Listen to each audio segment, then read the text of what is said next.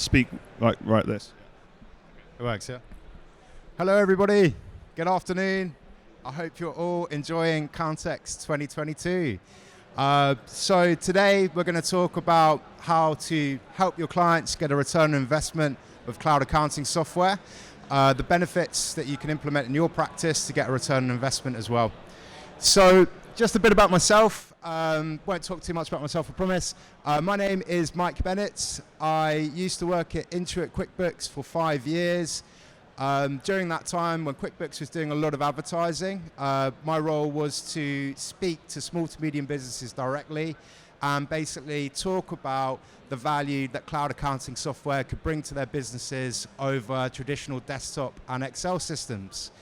I moved on in that time to work with accountants at Intuit, where we were advising how to migrate their systems as well as their client systems to cloud. So I've set up my own practice, Better Bookkeeping Solutions, we'll talk about in a minute. But just a quick picture, if you squint your eyes, you can see Scott Cook, the founder of Intuit there.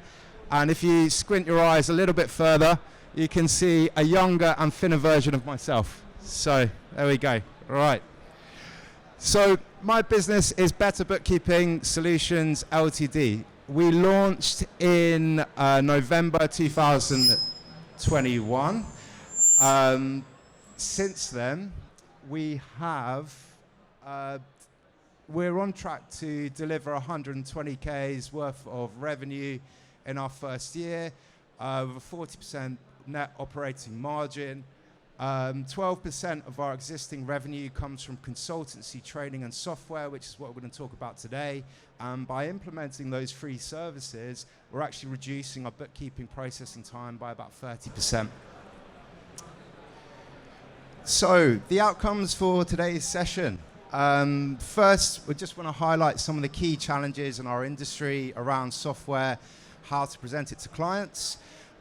We want to talk about the difference between a collaborative and a transactional relationship. So that specifically relates to the conversations that we're having with our clients to create value. We then want to talk about the importance of goal setting and the value that brings, and creating value with a great discovery and what discovery actually is. Then I'd like to talk about how to create a return on investment for your clients by implementing software, by having good conversations, and how to implement basically the learnings that we've taken away today.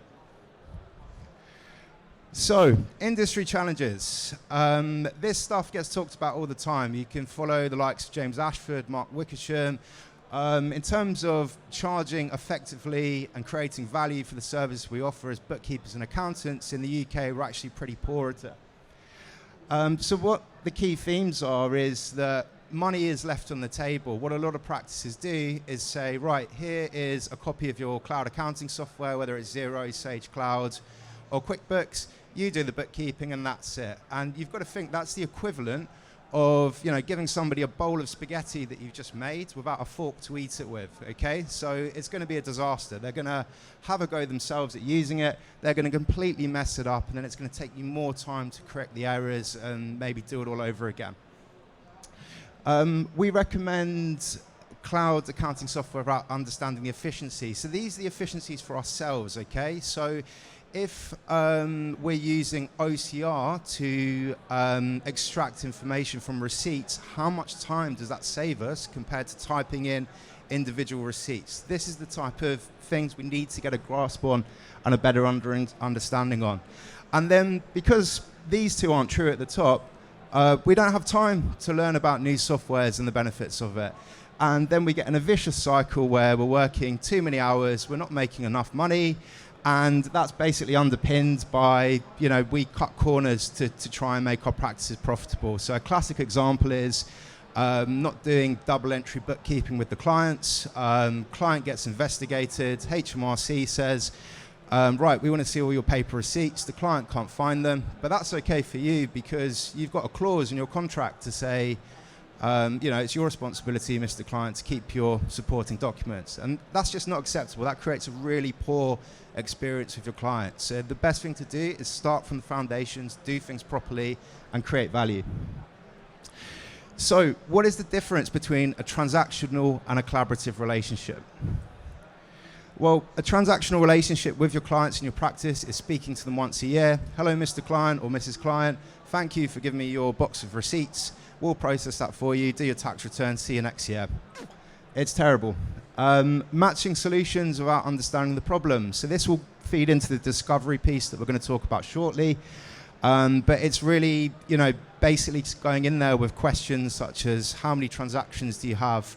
And making a quote off the back of it. You're not getting to the root causes of the client's problems and challenges to help them.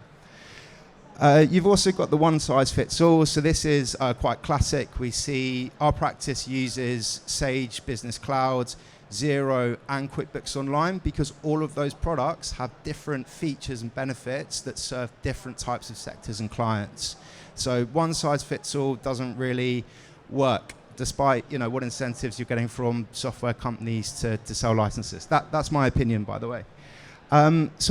Let's put this on the flip side. So what can we do to have a collaborative relationship? Well, goal setting is one thing that we'll come on to.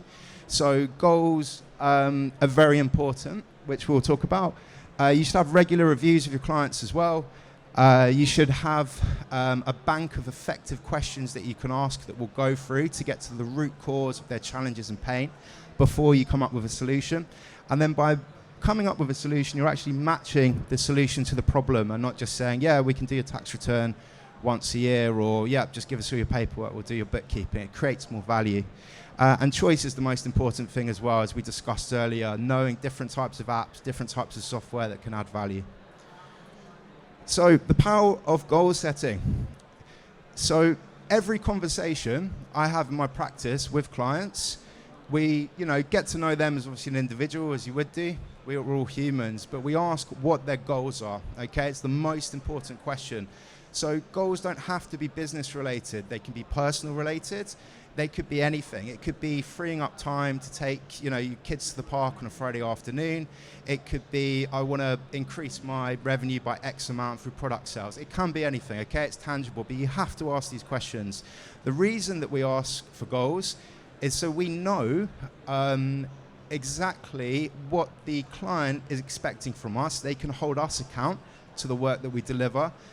We can hold them account to things like getting information to us on time, etc. So everything goes to goals. Ask your client what their goals are, personal or business, and match solutions to problems, which we'll come on to after you've got the goals. So goals should be SMART. What that means is they should be specific, measurable, achievable, realistic, and timely, okay? So an example of that is my goal is to save 2 hours a week so I can go to the park and take my son to play football. I'd like to achieve that within the next 2 weeks, okay? That's what goals should be. If you get kind of fluffy answers when you ask, what are you looking to achieve in the next 12 months, what your goals are, then just dig a bit deeper and try and get it into that type of format, okay? It doesn't have to be exact, but they should be very specific and clear in terms of accountability. So just to recap, we've talked through the difference between a collaborative relationship and a transactional relationship. We've now talked about goal setting, which is one of the first things you do when you have a conversation with a new client or a review meeting. And now we're going to go on to discovery. So what is discovery? Well, if we type discovery into Google, this is one of the first results, and I'll read it out. The sales discovery process is what distinguishes consultative selling from old school transactional strategies. Now, I didn't dig around to find that. I typed in discovery sales into Google, and it ties exactly into what we talked about earlier, the difference between a transactional and a collaborative relationship. So what are the benefits of having a proper discovery? Well, firstly, we can increase customer satisfaction. Our customers feel valued. We're, in their corner. We're helping them with what they do. We can increase the average order value in terms of what services that we're offering. We can drive retention and loyalty, and we can enhance our profitability as well. So you're probably thinking, well, that's great, discovery, we got an explanation for it, some sales thing, but how do we implement that into our practices and the conversations that we're having with our clients? So the first area of discovery is to have questions, okay? So you can see here, every business, accounting practice, unless you disagree, I think you can split into 3 areas of an accounting process. You've got the data entry, which is how you or the client collect, process supporting documents such as invoices, receipts. You've got the bookkeeping, which is how that's reconciled with the bank. And then you've got the compliance, which is the accounts production, tax consultancy, that side of things, okay? So whether you're like a one-man band, kind of like myself, we don't do accounts, by the way, we just focus on these 2 areas, data entry and bookkeeping. Or, you're a larger practice and you've got a team of people that have different roles. The people that are doing these types of roles should be having the conversations with the clients about these areas, okay? So if you've got an apprentice or a graduate that's just scanning in receipts, you should try and get them to have conversations with the clients about improving those processes. If you try and do everything at once, it doesn't work. So try and break questions down into those 3 areas to get kind of the best results and not leave anything on the table. So broad to narrow questioning. So what do we look at when we actually focus on the questions? Well, I like the old carrot analogy of broad to narrow. What that represents is that if we just ask one question, like how do you process your sales, Mr. or Mrs. Client, we're just going to get some leaves at the top, which isn't very meaningful or tasty if we were eating them, for example. But if we go a bit deeper and ask a broad question and then ask another more specific question based on the answer that relates to it, we can really drill down into the root causes of what's keeping our clients up at night, what they're looking to achieve, and how we can support them. So really good example of this is four-tier question on sales. So question number 1, how do you process sales? The client might say, well, I spend a few hours a week putting a Microsoft Word invoice template and sending that. Okay, brilliant. How much time? We just discussed, which would be the second question. If we could give you those 2 hours a week back, Mr. or Mrs. Client, what would you do with that extra time? And then we can ask the really kind of key question, which is how we can tie everything back, which is what is the hourly or billable rate for that client? So this is a very specific example. You might ask that question, they say, oh, I don't know. Or you could say, well, how much money did you take out of the business last year? Then divide it by the amount of working hours. It's really important to get something tangible to that client that you can show back to them later on. So broad to narrow questioning, really important. Ask a broad question, focus in on those responses, ask more questions and get very specific and have a quantifiable answer at the end of it. So once we've got some ideas of questions we can ask from broad to narrow within a data entry environment, a bookkeeping environment, then accounts production and tax environment, let's start, and we get comfortable having those general conversations and asking those questions. Let's then start looking at our client bases or looking at different sectors and actually putting questions together that relate to that sector. So common challenges, right? So personas. So, the e-commerce client who has a nightmare reconciling their sales through their 1 million sales platforms. What type of questions can we ask to amplify that pain? Somebody that's not claiming mileage. Well, okay, so how much, if you could claim 10,000 miles a year, which you drove last year, how would that reduce your tax bill based on last year's data?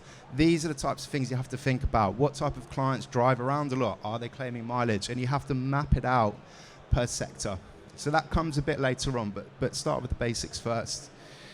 So just to recap, we've just gone through the importance of goal setting, what discovery is, how to ask questions per function in a practice from data entry, bookkeeping, and accounts production.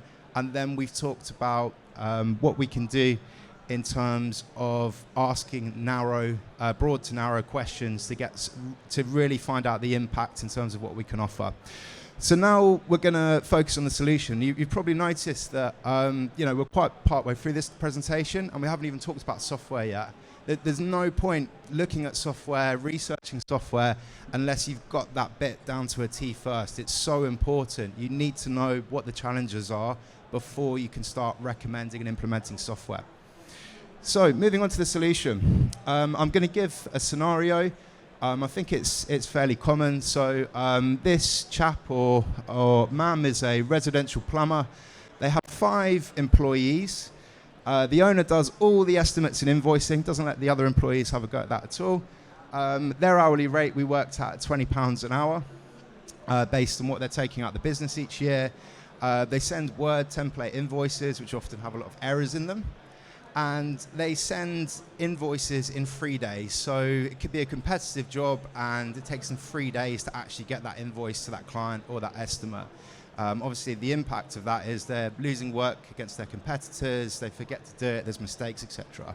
So that's the brief. The goals for this client is, let's say this person's a gentleman, they're 60 years old, they're your traditional accountant's nightmare, they're completely computer illiterate. They bring a massive shoebox of receipts, and their brief is, look, I know how to use a smartphone, I just want to do everything to do with running my business on my phone. Perfect. And they want to save 4 hours a week that it's taking them to do invoicing, estimates, and then chasing late payments off the back of it. So they do a lot of domestic work. Let's say they're sending out a lot of invoices. So this bit we've uncovered here, right? In our discovery, we know what their goals are. One of the goals, the second one there, we've extracted out of them by asking some effective questions in the discovery phase. So based on that brief, what we're going to do is we're going to move this particular client to QuickBooks Online. We're going to train him how he can set up estimates on invoices on his phone. Better yet, we're going to set those estimates and invoices up for him and train him how to use it. We're going to link in an app called Satago, which has automatic email reminders, which when invoices go overdue, it just sends a nice reminder to the client, and it's proven to get paid faster. There's also an app called Chaser here, which does more or less the same thing. That's very good as well. And then as a result, once we've implemented that, those 4 hours per week that he's spending suddenly becomes 1 hour. So we've saved the client 3 hours a week, okay? His hourly rate is £20 an hour.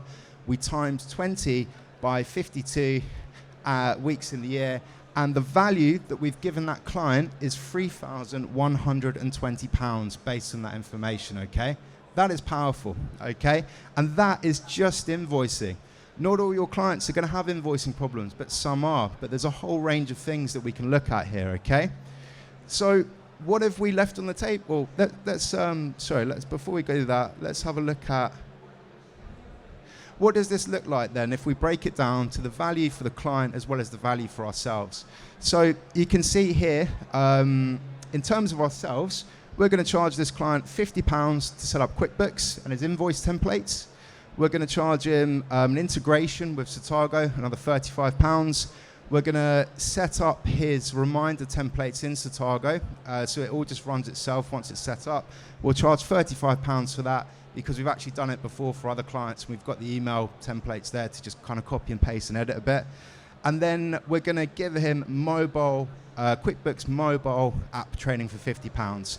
We're going to ask all this money up front before we start any work, and instantly we've got £170 there, which we wouldn't have had before, just from helping that client solve invoicing. Now let's look at the back end. Well, let's say if this client was just using Word templates, we'd probably have to spend an extra 2 hours a month, 24 hours a year, chasing him to get his invoices to us in a timely format, okay?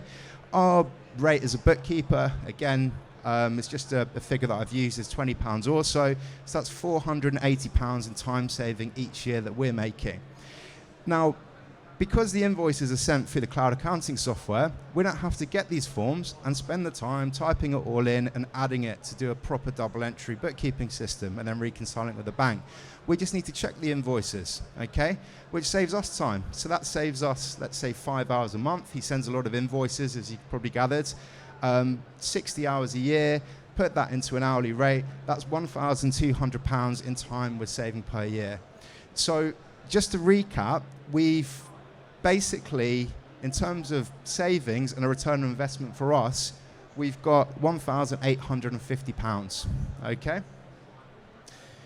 So just to look at it side by side, the return on the investment for the client is £3,120 based on the hours that we're going to save with the invoicing. The return on investment for our practice is £1,850.